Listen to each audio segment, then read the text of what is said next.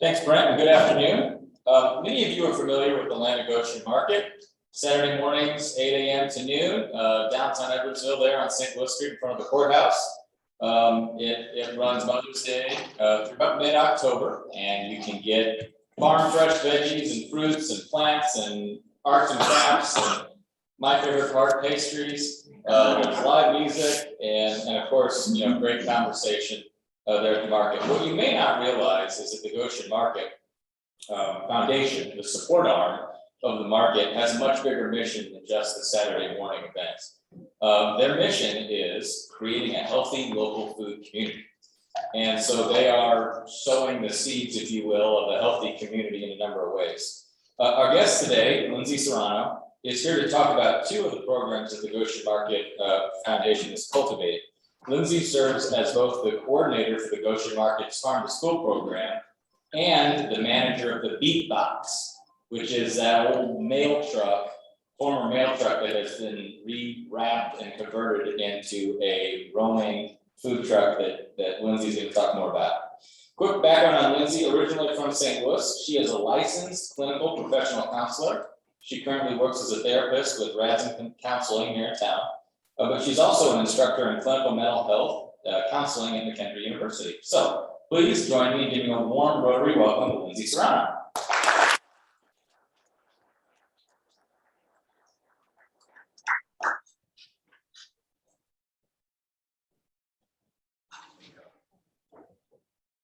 Hi guys. As Esther said, thank you very much. My name is Lindsay Serrano, and I'm the Beat Box manager and farm to school coordinator for the Goshen Market Foundation. As Shay said, many of you are familiar with the Land of Goshen Community Market on Saturday mornings, but I wanted to tell you a little bit about the history of how the Land of Goshen became also the Goshen Market Foundation. In 2016, the market strengthened its commitment to the local community by creating a 501c3 tax-exempt foundation with the mission of supporting a healthy local food community. The Goshen Market Foundation uses its resources to provide greater access to healthy food, encourage the growth of local agriculture, and educate children and the community about sustainable farming practices and nutrition. So some of the ways that we continue to do this are first through market routes. If any of you have wandered through the market, you've seen our cute little raised bed garden and area for kids. Many of you are probably familiar because in 2017, with the support from the Rotary Club, the Goshen Market Foundation unveiled the self-sustaining plot with raised beds and a cistern, where those routes have the opportunity to grow food and learn about sustainable farming practices. On Saturday mornings, Market Sprouts provides things like taste testing and market bingo. Kids get to come and learn how to harvest crops and things like that. So if you're at the market, definitely swing by and see that. It is really cool, and so many of the kids are just very interested. They rush up, they've taken ownership of that, and it's really neat to see our little farmers out there. As I said, I'm the Farm to School coordinator, and the Farm to School program brings sustainable farming practices to Madison County schools by helping to secure funding. We help to provide curriculum support and other resources for school-based gardens. Since its inception in 2018, we've added the Farm to School coordinator, me, and developed gardens at Lincoln Middle School and Liberty Middle School and LeClaire in Edwardsville. And then last year we added Summit Elementary in Collinsville. Currently, we're fulfilling grants with the Whole Kids Foundation, as well as Madison County Green Seeds Program, grant program. Our gardens are really amazing. Each garden looks and acts a little bit different according to the needs of the school. This particular picture is from Liberty Middle School. They have a really flourishing garden club, and I kind of thought when they said, well, we want to use this as a garden club, I was a little bit worried because I thought, how many kids really want to, get in there and build gardens and all of this? Well, this was our build day. And I showed up with the expectation that I would be there from, like 3 o'clock to like 8, building, 10 beds and all of this. It was done in 2 hours because of the number of students who were excited and involved in this. So this is a really cool program that is there, and they're just expanding it and it's getting bigger. This year, we're gonna work on doing some composting. We have some sub-pod composting, composters that go directly in the ground. And so the kids are really getting excited about, messing with the worms and all that. This is midsummer when we kind of wandered to see. They actually did a really good job. It looks much better than my garden at home. So they did an excellent job. One of the really cool things, we just did some reporting that was interesting with the students is they took ownership over the summer. So not only were they there during the school year, but they were there over the summer harvesting and weed eating and doing all of the things that you need to do to take care of a garden. We've been able to teach students skills such as planting a garden, doing the planting, continued care. Like I said, we're working on composting right now. This is at LeClaire Elementary. All of this has kind of grown up. This was just taken just the other day. And here's their kind of magnolia. We've had some deer issues there. So if anybody has any pointers for that, definitely let us know. Then we move on to the beatbox, and as I said, I'm also the beatbox manager as well. The beatbox is a mobile farmers market that distributes produce to neighborhoods whose residents lack access to healthy foods as a result of food desert conditions. So often that is measured by, you're maybe not within a mile of a grocery store. However, a lot of the locations that we go to, while they may have some access that way, don't have a lot of access to fresh fruit and vegetables. They may be just, not a farmer's market situation. We've coordinated this year, well, we started with last year, but this year we really kind of picked up and coordinated with Senior Services Plus in Alton, and we've expanded our services into that area, and as well as the University of Illinois Extension Program and their SNAP educators. So they come out with us and stand. This picture was just taken a couple of weeks ago at one of our stops. And she was out there kind of passing out information. They have a really cool app that you can open and put in your address, and it will tell you all of the availability in the area for food pantries and just access to food. And it's really great. And so she's out there kind of meeting with us and working with the community. She also passes out recipes if I give her an idea of what we have, so that, if we bring something to the market that maybe they're not, some of our consumers aren't familiar with. Last week we had okra. So like, I love pickled okra, I like fried okra, but other than that, I don't know how you cook okra. So they worked and came up with a recipe. They tested it and home tested it and brought it this week so that they could talk with families about how to do that and how to use the produce that they get. So it's pretty neat. We've had the opportunity this year to bring goods free of charge on a donation-based system to our community. So last year, whenever the pandemic hit, we still wanted to make sure to be able to bring goods to people in our community, but the exchange of money and some of those things were kind of complicating things. So we decided to do away with any type of payment and do a donation-based system, and it has worked beautifully. And so it's been really great to be able to say this is donation-based and being able to kind of serve people who maybe they didn't have access to just do lower cost vegetables as well. So we've been able to distribute unique goods, like definitely fruits and vegetables, but this year was really cool. We've gotten donations of milk and dairy. So that's been interesting to be able to take that. It's been really interesting to try to keep it refrigerated between New Song and where we're going. But that was really fun and really great to be able to see the look on people's faces as we said, okay, so yeah, we've got watermelon for you, we've got corn, but we also have, whole milk. So that was really a great thing that happened this year. We've been able to expand our service areas. So this is the kind of how we break up our week. Monday, we stop at Operation Blessing, and that is more of a drop. So we just kind of bring large amounts of produce to them, and they break it up how they want to pass it out to their community members. Then we have 3 stops in Alton Senior and Disability Accessible Housing locations. And the first year I was the driver for that. And in the past, we've stopped at locations and maybe, have 20 or 15 or 20 people, especially during the first couple of stops. The first day that I showed up there, I had 80 seniors standing and waiting. They are so excited about it. They absolutely love the beatbox. And so how we do that is we pack bags, we bring them, people sign up, and then they come out and get their bags. And it's allowed us to serve many more people than when I showed up and there was 80 people, and I would say, okay, well, I can't go to the next stop. So we've really worked hard to make that standardized. Tuesdays, we're at the Collinsville Library, and then we go to Fairmont City. When I asked to, I'm from Collinsville, and so when I went up to the library and talked with them, they talked about that in the Collinsville area, the largest number of underserved and underfed people are children. So in our community, in that area.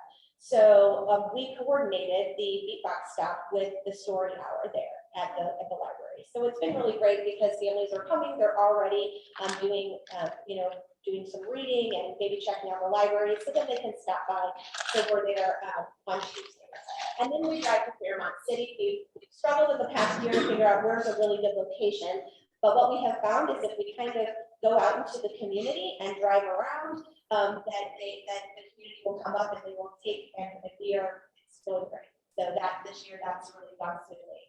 And then on Wednesdays, we go to Soup and Share in Madison. And again, that's very similar to Operation Blessing, where we bring large amounts of produce and then they kind of distribute it to their community how they think that it should be.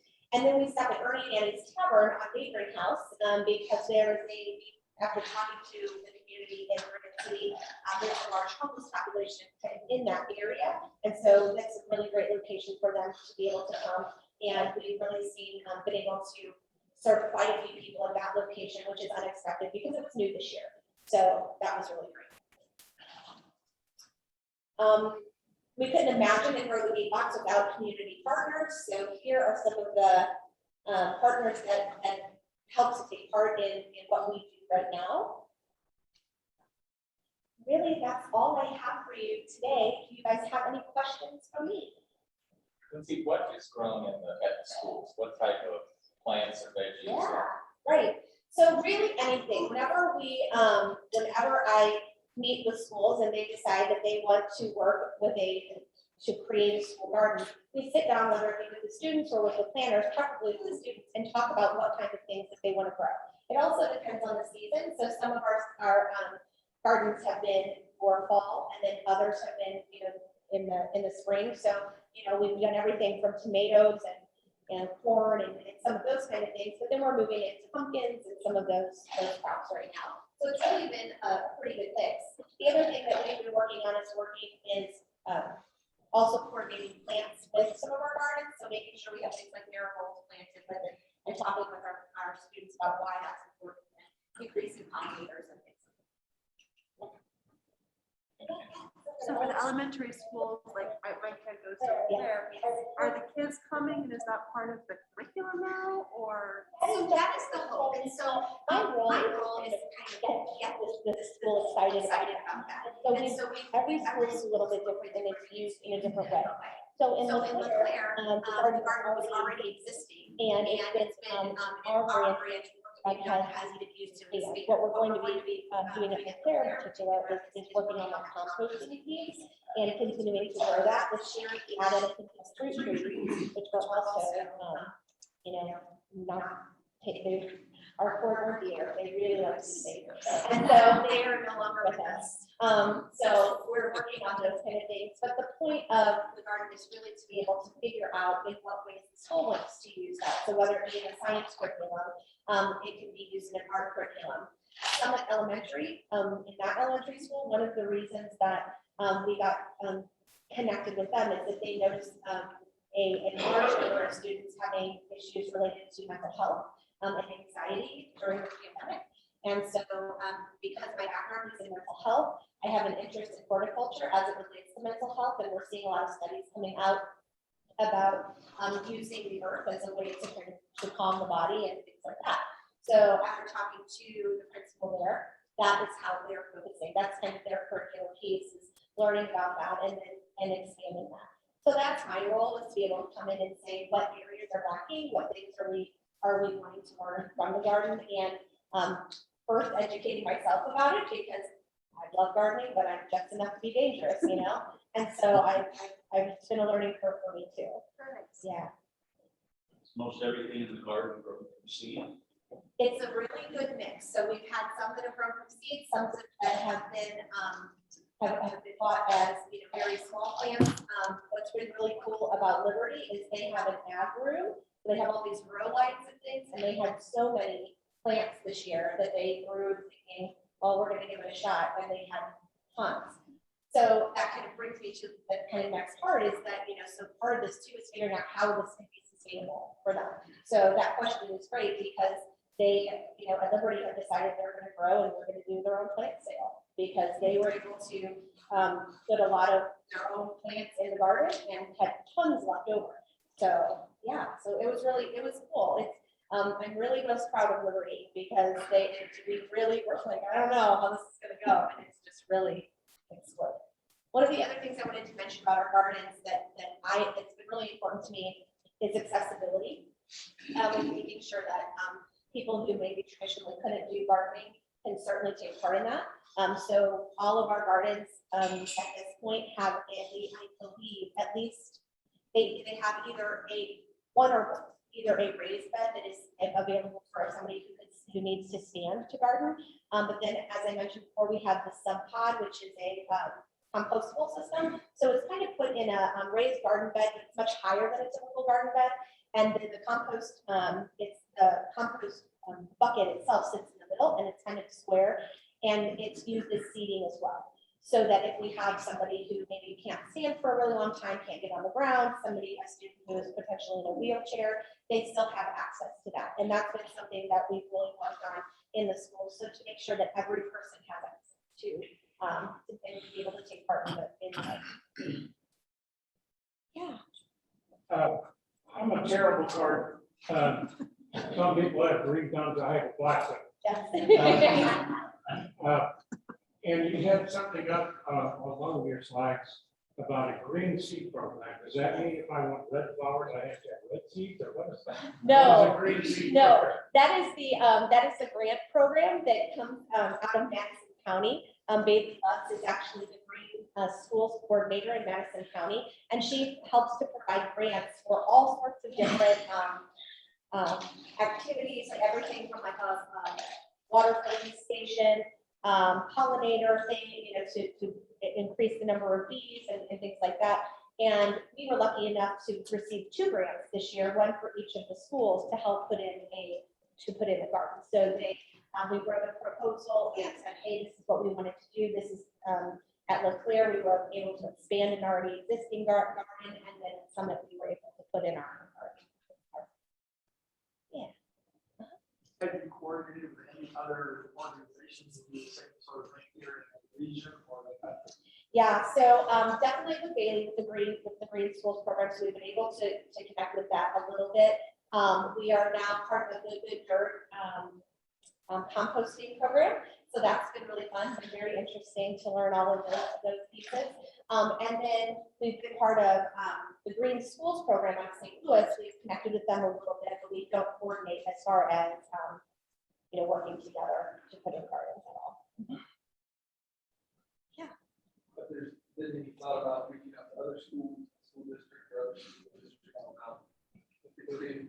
Absolutely. That's our goal. Is we would like to get as many in as possible because we know that it makes a huge difference. Whenever we look at the research and we do our grant writing, we know that we see increases in mental health. We see that students really love it. Like I said, I wasn't sure what to think about this gardening club. I was like, I don't know if these kids want to do this, and they are taking ownership. And I walked in the other day and they were just kind of like around, like, hey, what are we doing next? So absolutely, our call to action will be going out fairly soon, and we're going to have schools apply and kind of let me know what they're looking for to see how many that we can take on, because we have some schools that are a little bit self-sustaining. Look, they do a lot of things on their own. It's gorgeous, it's big, and I don't have a lot of work to do. But then I have other schools who really need a lot of support. So yes, absolutely. And I was excited to be able to expand. We're supposed to be reaching all of Madison County, so it's been really great, to kind of start creeping into the Collinsville area a little bit.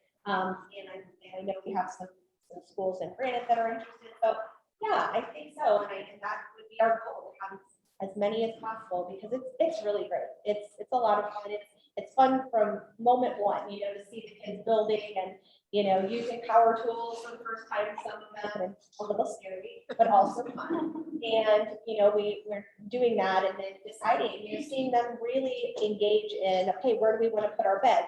well, if we put our nets here, what does that mean? Can we reach the water? You know, it's been a learning curve for me as somebody who's pretty directive as a therapist. I'm like, this is what we need to do. So you kind of step back and say, well, what do you think? And let them make some mistakes and also, you know, expand. So absolutely. Anything else for Lindsay? All right, perfect.